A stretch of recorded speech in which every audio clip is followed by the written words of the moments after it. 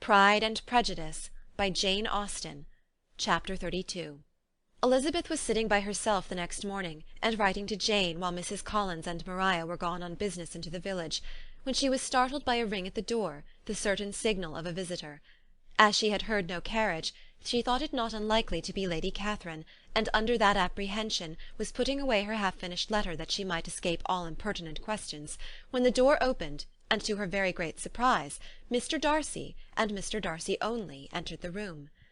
He seemed astonished, too, at finding her alone, and apologized for his intrusion by letting her know that he had understood all the ladies were to be within.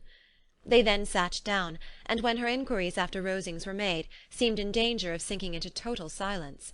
It was absolutely necessary, therefore, to think of something, and in this emergence, recollecting when she had seen him last in Hertfordshire, and feeling curious to know what he would say on the subject of their hasty departure, she observed, "How very suddenly you all quitted Netherfield last November, Mr. Darcy! It must have been a most agreeable surprise to Mr. Bingley to see you all after him so soon, for if I recollect right, he went but the day before. He and his sisters were well, I hope, when you left London?" "Perfectly so, I thank you." She found that she was to receive no other answer, and after a short pause added, "I think I have understood that Mr. Bingley has not much idea of ever returning to Netherfield again." "I have never heard him say so, but it is probable that he may spend very little of his time there in future.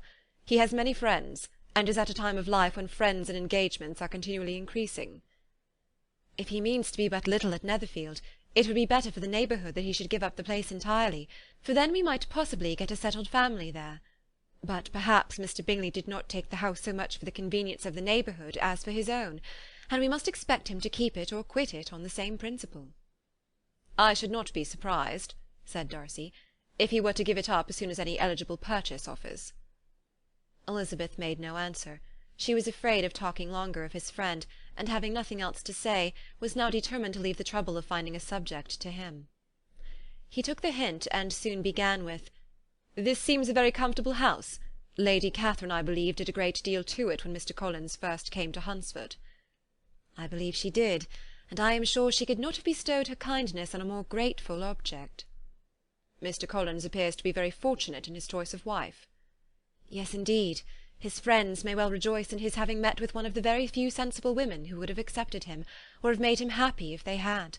My friend has an excellent understanding, though I am not certain that I consider her marrying Mr. Collins as the wisest thing she ever did. She seems perfectly happy, however, and in a prudential light it is certainly a very good match for her." "It must be very agreeable for her to be settled within so easy distance of her family and friends." "An easy distance, do you call it? It is nearly 50 miles." "And what is 50 miles of good road? Little more than half a day's journey. Yes, I call it a very easy distance." "I should never have considered the distance as one of the advantages of the match," cried Elizabeth. "I should never have said Mrs. Collins was settled near her family." "It is a proof of your own attachment to Hertfordshire. Anything beyond the very neighbourhood of Longbourn, I suppose, would appear far." As he spoke there was a sort of smile which Elizabeth fancied she understood. He must be supposing her to be thinking of Jane and Netherfield, and she blushed as she answered, "I do not mean to say that a woman may not be settled too near her family. The far and the near must be relative, and depend on many varying circumstances. Where there is fortune to make the expenses of travelling unimportant, distance becomes no evil. But that is not the case here. Mr. and Mrs. Collins have a comfortable income, but not such a one as will allow of frequent journeys, and I am persuaded my friend would not call herself near her family under less than half the present distance." Mr. Darcy drew his chair a little towards her, and said, "You cannot have the right to such a very strong local attachment. You cannot have been always at Longbourn." Elizabeth looked surprised. The gentleman experienced some change of feeling. He drew back his chair, took a newspaper from the table, and glancing over it, said in a colder voice, "Are you pleased with Kent?" A short dialogue on the subject of the country ensued, on either side calm and concise, and soon put an end to by the entrance of Charlotte and her sister, just returned from her walk. The tete-a-tete surprised them. Mr. Darcy related the mistake which had occasioned his intruding on Miss Bennet, and after sitting a few minutes longer without saying much to anybody, went away. "What can be the meaning of this?" said Charlotte, as soon as he was gone. "My dear Eliza, he must be in love with you, or he would never have called on us in this familiar way." But when Elizabeth told of his silence, it did not seem very likely, even to Charlotte's wishes, to be the case; and after various conjectures, they could at last only suppose his visit to proceed from the difficulty of finding anything to do, which was the more probable from the time of year. All field sports were over. Within doors there was Lady Catherine, books, and a billiard table; but a gentleman cannot always be within doors, and in the nearness of the parsonage, or the pleasantness of the walk to it, or of the people who lived in it, the two cousins found a temptation from this period of walking thither almost every day. They called at various times of the morning, sometimes separately, sometimes together, and now and then accompanied by their aunt.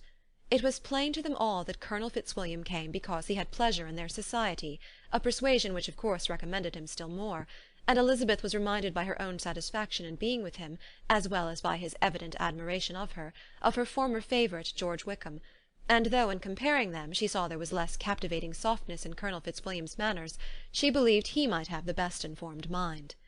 But why Mr. Darcy came so often to the parsonage, it was more difficult to understand. It could not be for society, as he frequently sat there 10 minutes together without opening his lips; and when he did speak, it seemed the effect of necessity rather than of choice, a sacrifice to propriety, not a pleasure to himself. He seldom appeared really animated. Mrs. Collins knew not what to make of him.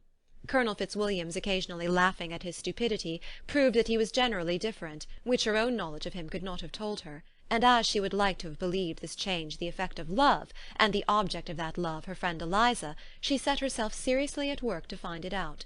She watched him whenever they were at Rosings, and whenever he came to Hunsford, but without much success. He certainly looked at her friend a great deal, but the expression of that look was disputable. It was an earnest, steadfast gaze, but she often doubted whether there were much admiration in it, and sometimes it seemed nothing but absence of mind. She had once or twice suggested to Elizabeth the possibility of his being partial to her, but Elizabeth always laughed at the idea, and Mrs. Collins did not think it right to press the subject, from the danger of raising expectations which might only end in disappointment; for in her opinion it admitted not of a doubt that all her friend's dislike would vanish if she could suppose him to be in her power. In her kind schemes for Elizabeth, she sometimes planned her marrying Colonel Fitzwilliam. He was beyond comparison the most pleasant man; he certainly admired her, and his situation in life was most eligible; but, to counterbalance these advantages, Mr. Darcy had considerable patronage in the church, and his cousin could have none at all. Chapter 32